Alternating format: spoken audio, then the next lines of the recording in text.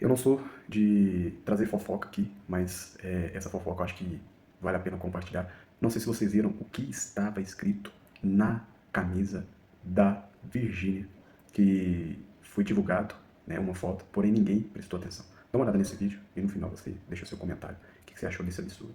Galera, eu não sou de fazer fofoca, mas pouca gente reparou o que estava escrito atrás da camisa da Virgínia. Se você vai dando um zoom, repara só o que está escrito, ó.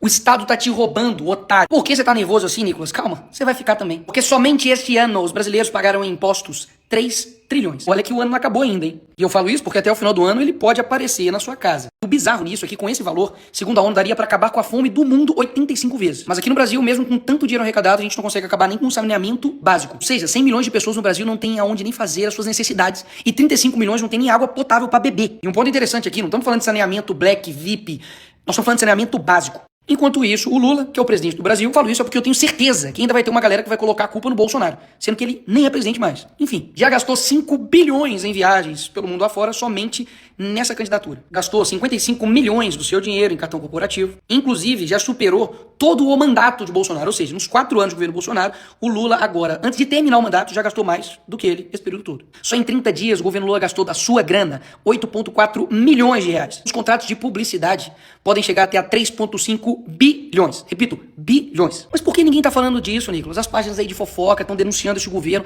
que tá gastando o dinheiro do povo de forma irresponsável. Escuta isso aqui.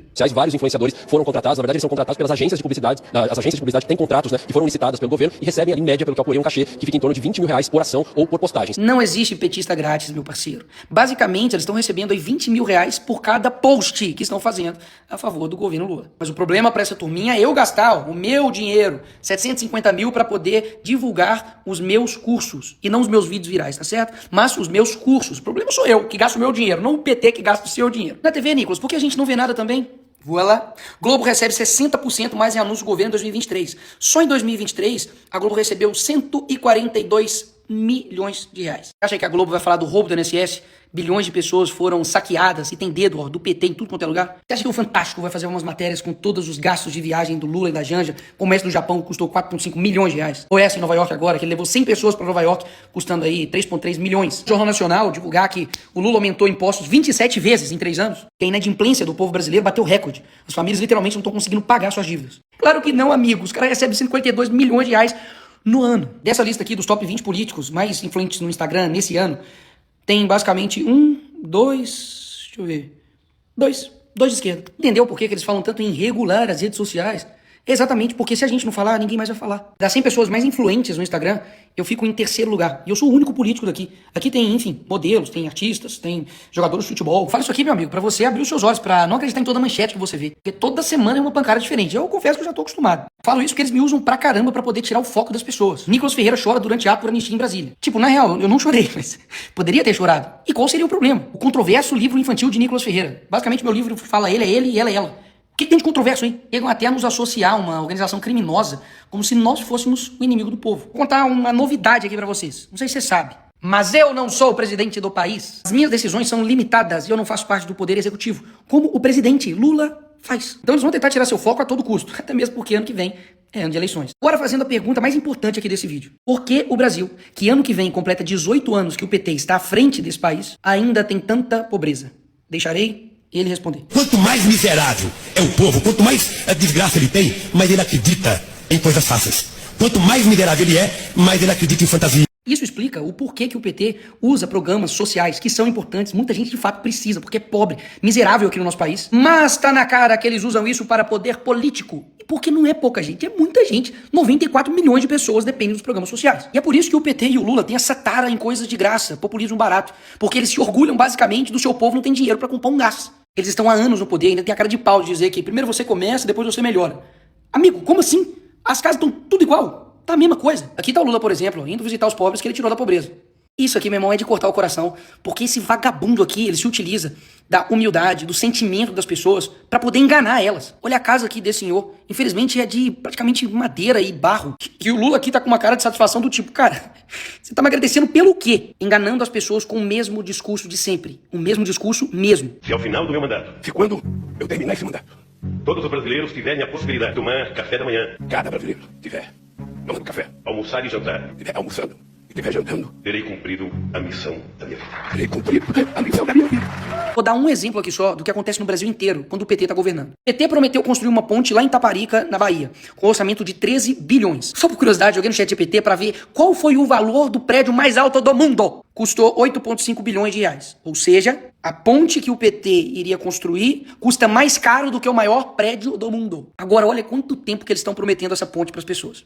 Vem na frente, quem vai chegar aí? Quem vai chegar aí? A ponte. Quero dizer que eu vou realizar essa ponte. Nós já iniciamos os trabalhos. A ponte Salvador Itaparica, se Deus quiser, daqui a 4 anos ela vai estar funcionando por toda a Bahia. Viu? Apressado com o micro, daqui a 5 anos vai me ser. Vai poder ir para a ilha, se gosta da ilha, de carro. Quando o governo mandará construir uma ponte no Mar Grande, já tem uma data, 13 de dezembro de 2019. Ainda demora um pouquinho, mas ela já andou. É real, é realizável, e eu vou provar que é realizável a ponte Salvador Itaparica. Aí você vai ver os índices de onde o PT governou a vida inteira. É isso aqui, ó. Salvador, piores índices de pobreza, desnutrição e desemprego. Bahia tem 5 cidades entre as 10 mais violentas do Brasil. 7 das 10 cidades mais violentas do Brasil ficam no Nordeste. E eu não falo isso aqui com nenhum tipo de alegria, pelo contrário. Nós somos todos brasileiros. A gente queria um Brasil bom pra todo mundo. Agora, fazer as mesmas escolhas durante a vida inteira, esperando um resultado diferente, aí não tem como. Mas então, Nicolas, o que a gente tem que fazer? A segunda vergonha do Brasil é o PT. A primeira é você que vota nele. Para de votar no PT. Ponto, é o primeiro passo. Segundo ponto que é óbvio, mas tem muita gente que não entende. Talvez falando assim, você vai entender. Entendem? Manga de pelotudos. Si tendrán 100, no podés gastar 300. Entendem eso que dicen? No, vos no tenés corazón. La concha de tu madre no tengo corazón. Porque todos los que tienen corazón, los buenistas, viven gastando más de lo que les ingresa. Precisamos cortar as despesas. Isso é óbvio. E lá no Congresso, infelizmente, muitas vezes o que é pautado é para poder aumentar os gastos públicos. Eu apoio uma proposta do deputado Gilson que coloca 8 medidas que vai colocar limites, teto, por exemplo, para a publicidade do governo, teto no que diz respeito a diários de passagem durante crise fiscal, coloca, por exemplo, aqui teto nas emendas, teto para o fundo partidário eleitoral, uma economia de quase 1,5 bilhão em 2026 e 4,4 bilhão em 2028. Mas então por que vocês não vão lá e fazem isso? Porque isso precisa ser pautado e o presidente só vai colocar isso em pauta se os líderes de todos os partidos concordarem com a proposta. Se não tiver maioria de apoio, como eu acredito que não tenha, não vai para plenário. Enquanto isso, o próprio governo fala que vai acabar o dinheiro para serviços básicos já em 2027. Como se, tipo assim, a culpa é de quem, né?